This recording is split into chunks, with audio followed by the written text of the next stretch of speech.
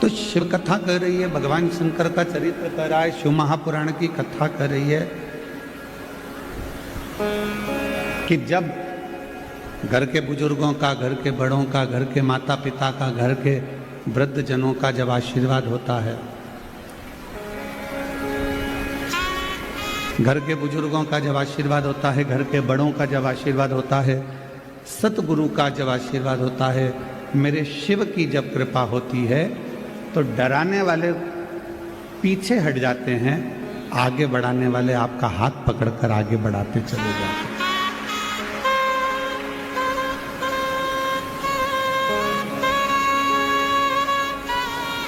पर शिव भक्ति करती क्या?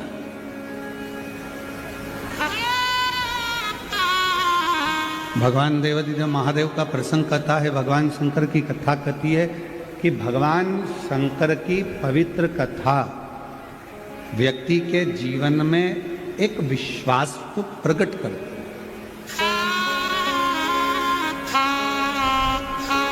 एक भरोसे को दृढ़ बनाती है।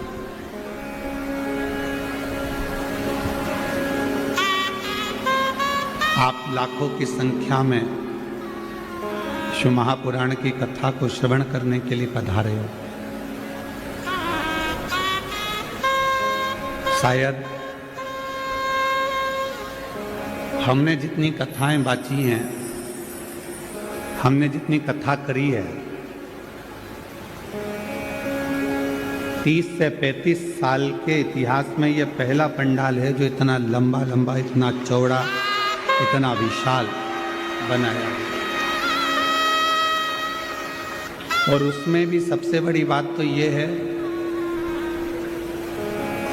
कि कथा के पहले दिन ऐसा कोई पंडाल नहीं है जो रत्ती भर भी खाली पड़ा हो, पूरे के पूरे बाबा की कृपा से भरे पड़े।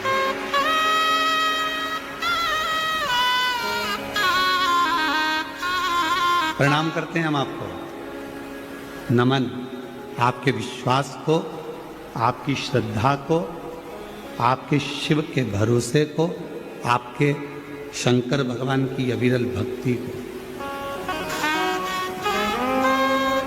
एक पत्र है और माननीय श्री नामदार राधा कृष्ण विखे पाटिल जी और डॉक्टर सुजय विखे पाटिल जी इस कथा को करवा रहे हैं, तो मन में आया था कि जरूर कोई ना कोई शिव के भक्त हैं, भगवान शंकर के परम उपासक हैं, इसलिए ये कथा इतनी दिव्य और भव्य कराना तो कठिन है, परंतु कोई शंकर का भक्त ही करा सकता है, शिव का। तो शिव महापुराण की कथा कहती है कि दुनिया में आगे बढ़ाने वाले कम मिलेंगे, डराने वाले ज़्यादा मिलेंगे, पर जिस पर शिव की कृपा हो जाती है, शंकर की करुणा हो जाती है, फिर उसको डराने वाले नहीं मिलते, उसका हाथ पकड़कर आगे बढ़ाने वाले उसको प्राप्त होते हैं।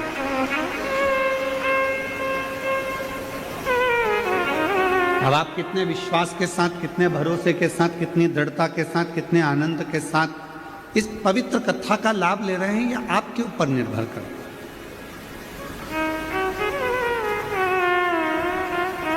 आपके अंदर कितना विश्वास है शिव जी के प्रति, आपके अंदर कितना भरोसा है देवादिदेव महादेव के प्रति, या आपके ऊपर निर्भर करता है। बहुत दूर दूर से आप लोग कथा सुनने के लिए आए हैं, पर जहां बैठे हो वहां बैठकर जब आप कथा का तत्व ग्रहण करें, पूरी आरती हो जाए, कर्पूर गौरम हो जाए, तब उस भूमि को नमन कर कर, उस पर हाथ फेर कर, उस रज को अपने शरीर पर लगाकर उसको प्रणाम कर कर जाना कि बाबा 3 महीने में मेरी मन की मुराद पूरी कर देना, तो मेरा पत्र भी व्यासपीठ पर पहुंच जाए। ऐसी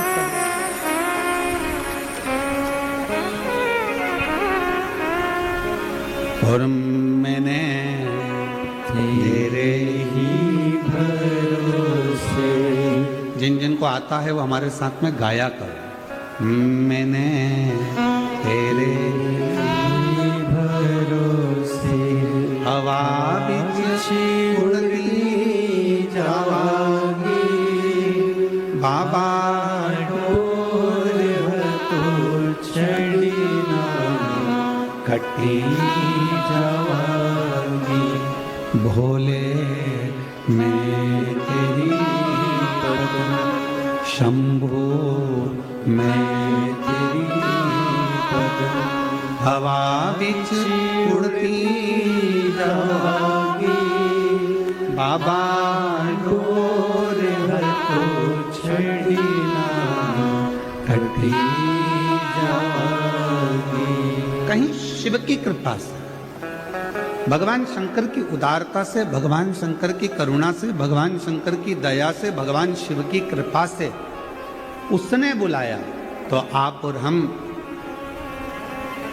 सदगुरु साईनाथ बाबा की इस पवित्र धरा पर बैठकर शिव महापुराण की कथा को श्रवण करते हैं।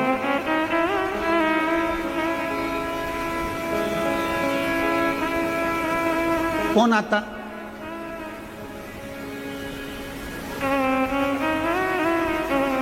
अपने भक्तों का मान कैसे रखना है, अपने भक्तों को क्या देना है, अपने भक्तों को क्या प्रदान करना है, कैसे देना है, किस तरह से देना है, ये शिव ही जानते।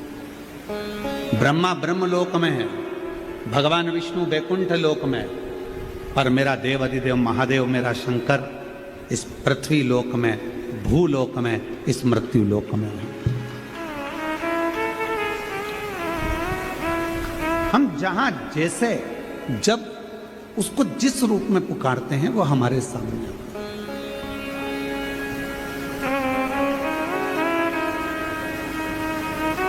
बस उसको पुकारने के लिए तुम्हारे निर्मल भाव की जरूरत पड़ती है। एक नाव, दूसरा भाव।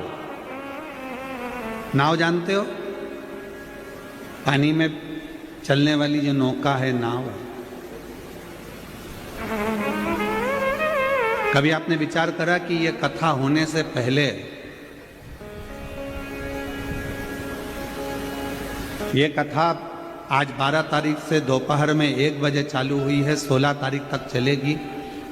रोज प्रतिदिन 1 बजे से 4 बजे तक ये कथा का समय रहेगा। आस्था चैनल पर भी, फेसबुक यूट्यूब पर भी और पंडालों में भी यह कथा चलेगी। पर जितने इस गांव के आसपास में रहते हैं, लोनी के आसपास के, शिरडी के आसपास के क्षेत्र में रहते हैं, वो सब जानते होंगे कि तुम्हारी जिंदगी में तुमने कभी इतनी जलवृष्टि नहीं देखी होगी जो जलवृष्टि इस कथा के पहले देखी होगी।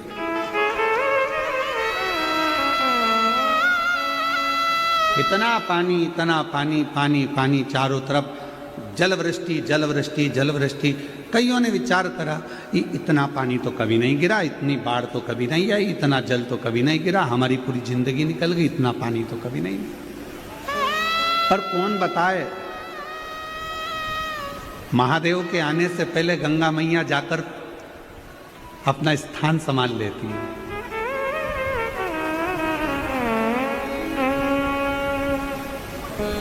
और मां गंगा उस भूमि पर पहुंच जाती है जहां पर शिव महापुराण की कथा का दिव्य और भव्य आयोजन होने वाला है।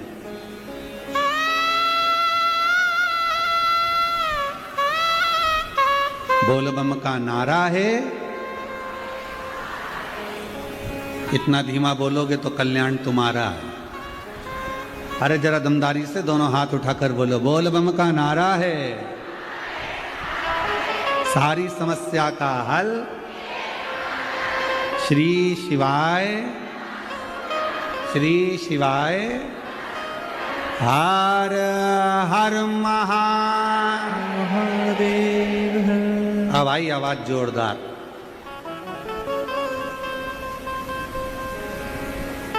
तो ये तो शिव की कृपा। शंकर भगवान को पाने के लिए, शिव को प्राप्त करने के लिए तुम्हारे विश्वास की जरूरत है, और विश्वास को पाने के लिए तुम्हारे भाव की जरूरत है।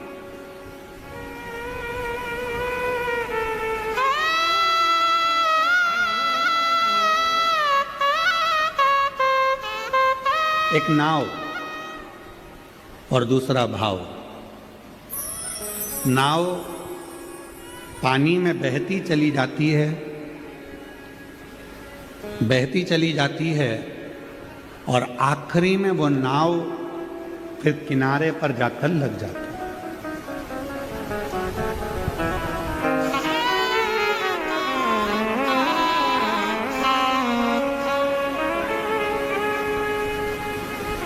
पहले नंबर पर है नाव, पानी में बहती चली जा रही है, बहती चली जा रही है और आखिरी में जाकर वो किनारे पर लग जाती है। उसी तरह नाव पानी में बहते बहते मंजिल तक पहुंच जाती है और संसार का मनुष्य शिव की भक्ति के भाव में बहता बहता शंकर की शरणागति तक पहुंच जाता है। शिव की शरण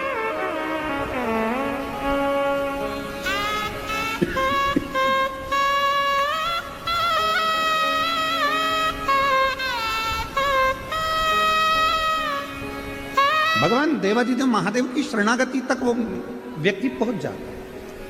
तो पानी में जैसे नाव बहती है, चली जा रही है, चली जा रही है, चली जा रही है, चली जा रही है, नाव थोड़े अटकलें आती हैं, उछाल भरती है, थोड़ा बीच में कहीं टकराती भी है, कहीं रुकती भी है, चलती भी है और अटकलें पड़ते पड़ते पड़ते पड़ते पड़ते पड़ते फिर नाव अपनी मंजिल तक पहुंच जाती है। उसी तरह जिसका भाव शुद्ध है, जिसका मन शुद्ध है, जिसके हृदय में शिव के प्रति पवित्रता का भाव है,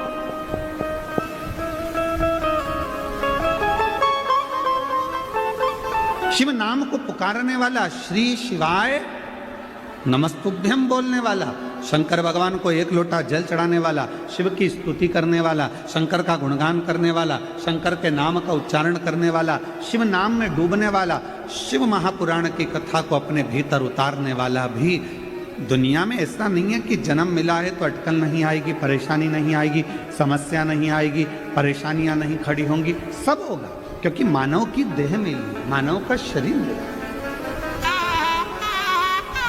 मानव की देह, मानव का शरीर।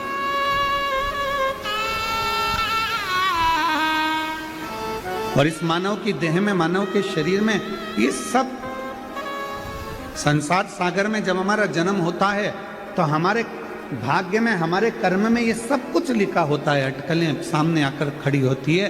पर शिव महापुराण की कथा कहती है भगवान का भजन करने वाला, शिव नाम लेने वाला, शंकर का गुणगान करने वाला, शिव को एक लोटा जल चढ़ाने वाला एक ना एक दिन अपनी मंजिल तक इन अटकलों को झेलता झेलता अपनी मंजिल तक पहुंच ही जाता है। और मंजिल पर पहुंच गया तो समझो शिव मिला।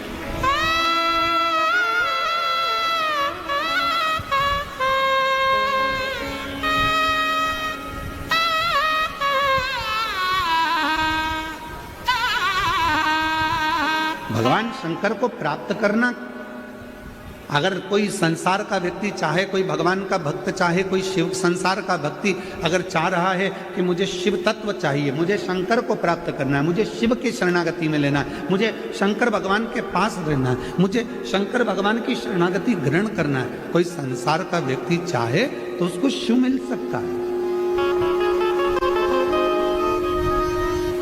उसको भगवान शंकर मिल सकते हैं। बस उसका निर्मल भाव और अटूट विश्वास, उसका निर्मल भाव और अटूट विश्वास शिव के करीब में लेकर जाए। शंकर भगवान के करीब में लेकर जाए।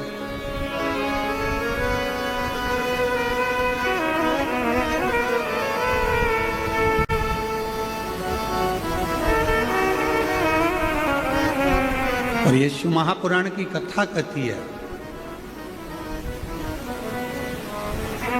लोणी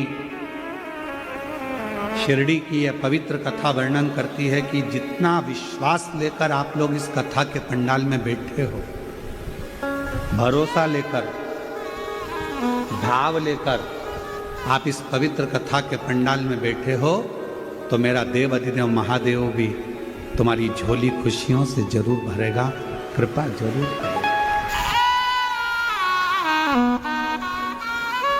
शिव कृपा करेगा, करुणा करेगा, दया करेगा। बस आपका विश्वास और आपका भाव दोनों शुद्ध रहे।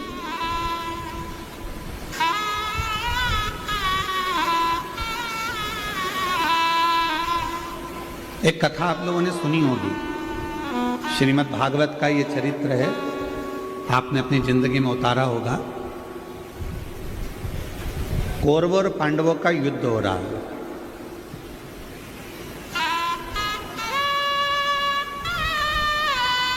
और कौरवों और पांडवों के युद्ध में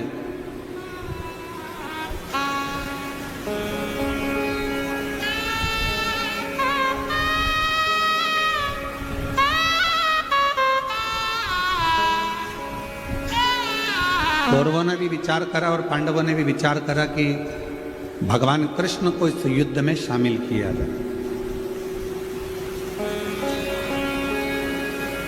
भगवान कृष्ण को इस युद्ध में शामिल करा जाए। दोनों ने विचार करा।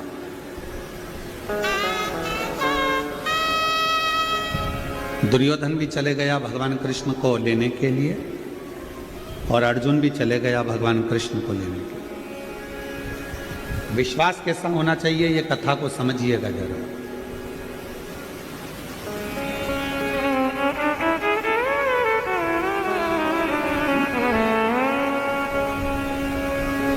और बड़ा सावधानी से सुनिएगा, बड़ा ध्यान लगाकर सुनिएगा। दुर्योधन भी चले गए और अर्जुन भी चले गए। दोनों भगवान कृष्ण को लेने के लिए गए।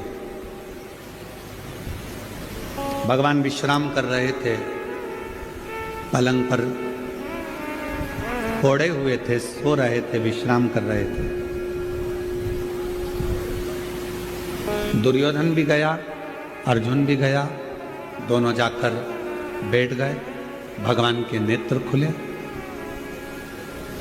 और जैसे ही भगवान कृष्ण के नेत्र खुले तो उन्होंने सबसे पहले अर्जुन को देखा। बोलो हर हर। सबसे पहले उन्होंने अर्जुन को देखा और भगवान ने अर्जुन को देखकर कहा, क्यों अर्जुन, कैसे आना हुआ? अर्जुन ने कहा, प्रभु कौरव और पांडवों का युद्ध होने वाला है और हम चाहते हैं कि आप हमारी ओर से युद्ध करने के लिए चलें। फिर इतने में दुर्योधन बोला कि मैं भी आया हूं।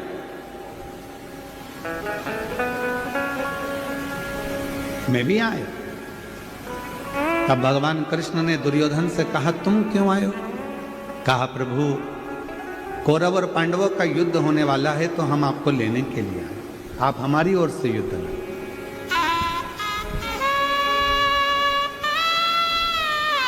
भगवान ने कहा, ठीक है।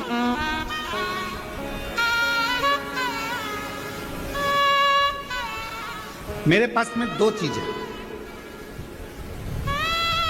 एक मेरी 10 लाख सेना है, दूसरी तरफ मैं अकेला, और मैं युद्ध नहीं लड़ूंगा, मैं शस्त्र नहीं उठाऊंगा।